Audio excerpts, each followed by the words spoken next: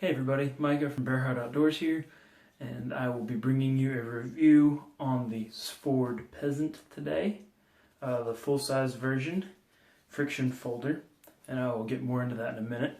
First, I wanted to tell you that this will be my first review for a review ring called the Outdoor Arena, similar to the Gauntlet that was started by Chris Tanner over Prepare Mind 101.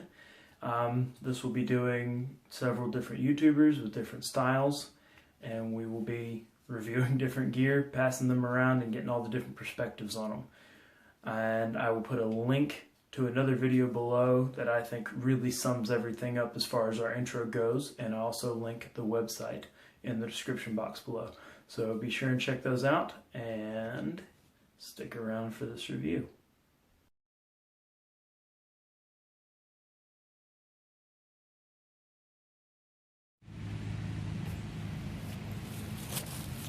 Hey everybody, it's Micah from Bearheart Outdoors. Just bringing another stump top review today.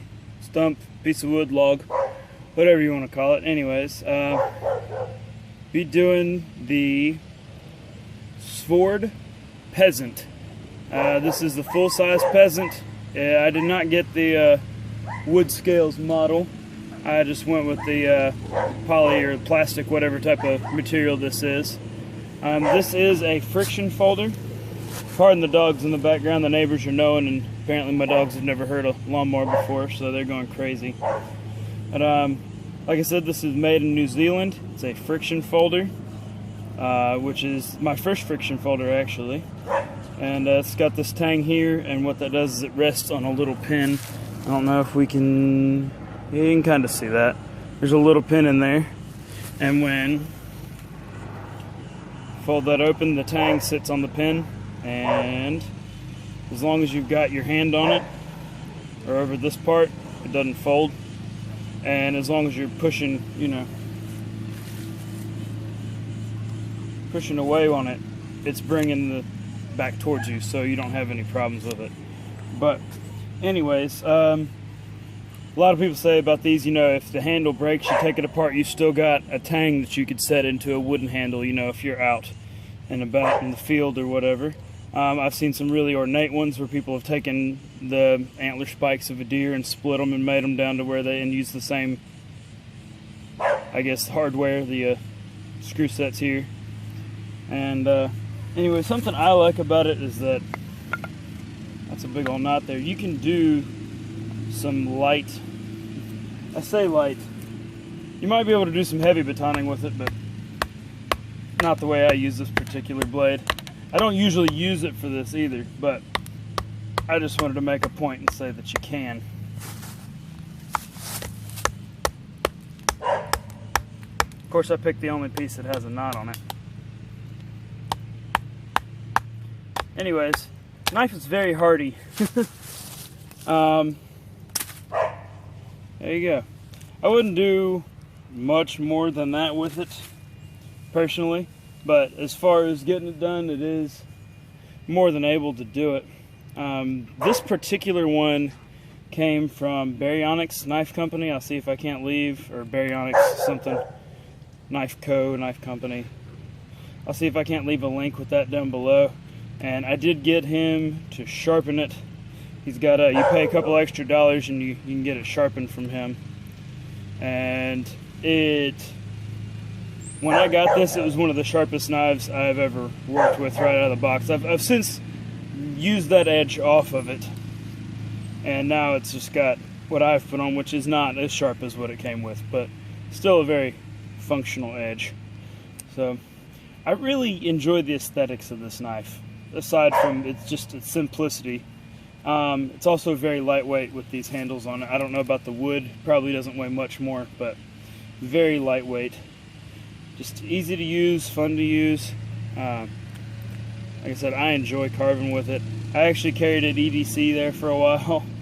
It's a little big in the pocket with the tang, but I found that if I put it in the back side of my pocket, well, you didn't see that.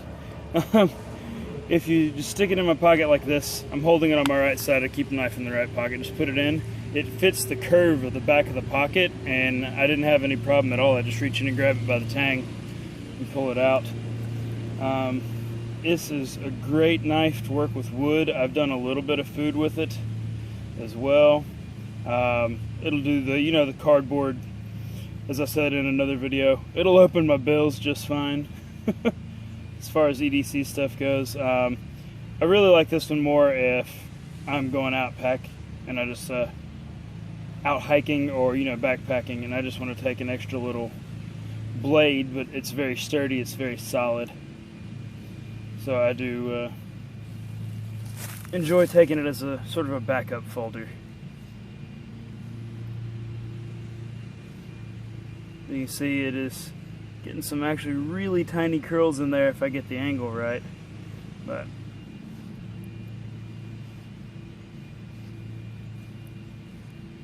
it's a lot of fun. If you don't have one of these, I would just suggest getting it. I think they're normally about 15, 16 bucks, somewhere in there.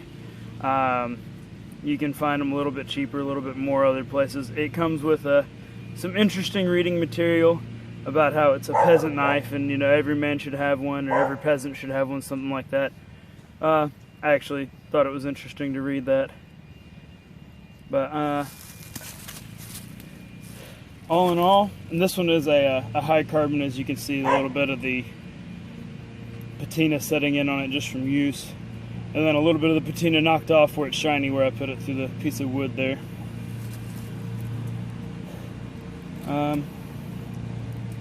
There we go.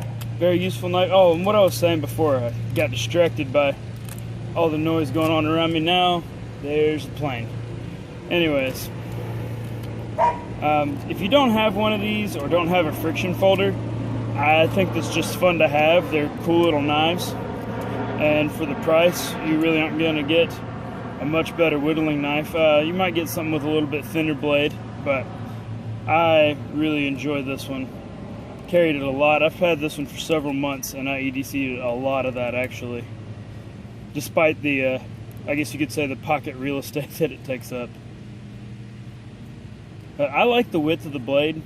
As y'all that have watched my channel before know, I do this almost any time I'm whittling or working with the wood.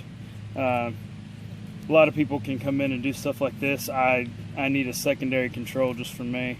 I like having my thumb on the back of it to kind of push, and a wider blade helps a lot with that sometimes.